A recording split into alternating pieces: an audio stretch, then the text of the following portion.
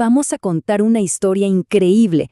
La historia de cómo una profecía que, bueno, no se cumplió, terminó dando origen a un movimiento religioso que hoy es global. Sí, así como suena. Imagínense por un momento. Despertar un 23 de octubre de 1844.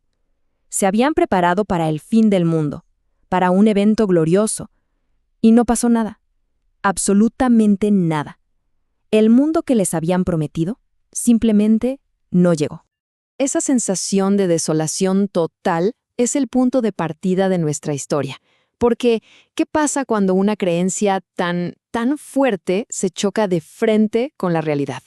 Bueno, lo que pasó aquí es la historia de cómo un fracaso monumental, que se conoce como el Gran Chasco, se convirtió en la semilla, casi por accidente, de una nueva fe mundial.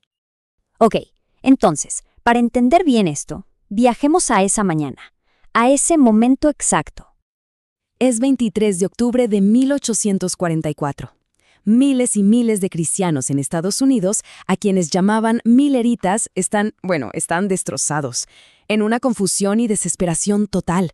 Llevaban meses, incluso años, esperando la segunda venida de Jesucristo para el día anterior, y no pasó. La desilusión fue, como se pueden imaginar, masiva. Pero a ver, la pregunta del millón es, ¿cómo es que tanta gente, miles de personas, llegaron a estar tan convencidas de una fecha tan específica? O sea, no es algo menor. Para entenderlo, tenemos que rebobinar la cinta un poco. Todo gira en torno a este hombre, William Miller. Él no era un teólogo de seminario ni nada por el estilo.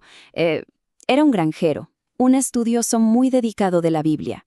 Y después de años de estudio, llegó a una conclusión que lo cambió todo. Estaba convencido de que podía calcular la fecha exacta del regreso de Cristo. Y su clave estaba en este versículo, del libro de Daniel. Miller usó un método de interpretación que era bastante común en esa época, llamado el principio de día por año. La idea es simple. Cada día en la profecía representa un año real. Así que esos 2.300 días se convertían, en su cálculo, en 2.300 años. Y esto no pasó de la noche a la mañana, claro. Fue un proceso. Miren, en 1831, Miller empezó a predicar sus ideas. Al principio era algo pequeño, pero para 1840, ¡boom!, el movimiento ya era un fenómeno nacional. Ya para mediados de 1844, la gente estaba tan metida que, usando otras referencias bíblicas, afinaron la fecha y dijeron, es el 22 de octubre. Y así, todo un movimiento nacional se preparó para ese único día. Ok, entonces llega el 23 de octubre. La fecha pasó, la profecía falló. ¿Fin de la historia? Para nada. Aquí es donde se pone realmente interesante, porque en medio de la decepción alguien tuvo una idea completamente radical. Los relatos cuentan que un seguidor de Miller, un tal Hiram Edson, tuvo una especie de visión, una revelación justo al día siguiente del chasco, y su idea fue un giro de 180 grados.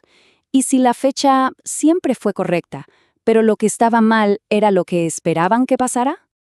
Y este es el punto clave de todo. Miren la diferencia. La expectativa era que Cristo volviera a la tierra para purificarla, ¿verdad? El fin del mundo. La reinterpretación decía, no. Cristo no vino a la tierra. Lo que pasó es que comenzó una nueva fase de su trabajo en el cielo. El santuario a purificar no era la tierra, sino un santuario celestial. De repente, no era el fin del mundo, era el comienzo de algo nuevo. Un juicio previo en el cielo. O sea, no negaron la profecía, la reinterpretaron por completo.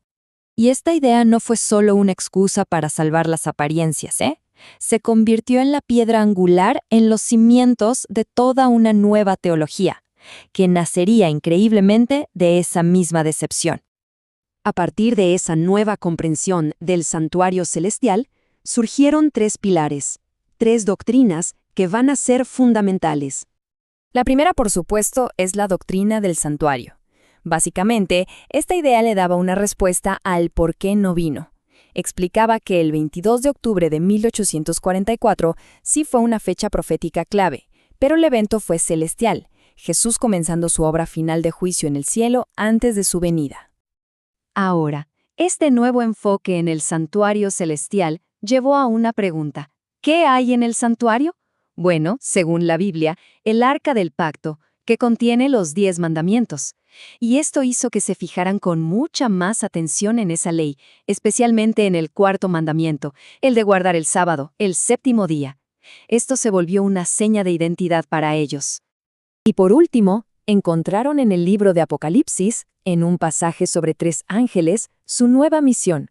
Lo vieron como un llamado directo, nacido de toda esta experiencia de 1844, para proclamar ese juicio celestial, advertir sobre falsas creencias y llamar a la gente a obedecer los mandamientos de Dios.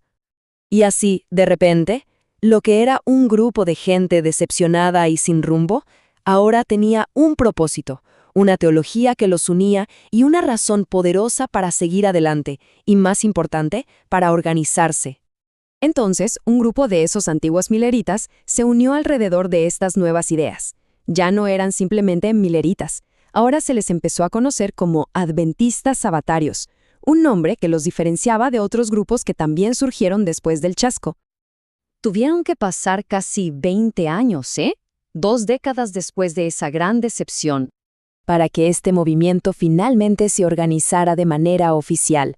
Y fue en 1863 cuando adoptaron el nombre que conocemos hoy, la Iglesia Adventista del Séptimo Día, un nombre que, como ven, resume perfectamente sus 2 creencias más importantes: el sábado del séptimo día y la espera del advenimiento, o sea, la segunda venida de Cristo. Y toda esta historia nos deja pensando, ¿no? Nos deja con esta pregunta fascinante. ¿Cómo es posible que una decepción tan, pero tan profunda se convierta en la semilla de una fe que perdura hasta hoy? Es un caso de estudio increíble sobre la resiliencia de las creencias, sobre cómo un grupo de personas puede reinterpretar lo que parece un fracaso absoluto y encontrar en él un nuevo propósito, un nuevo significado.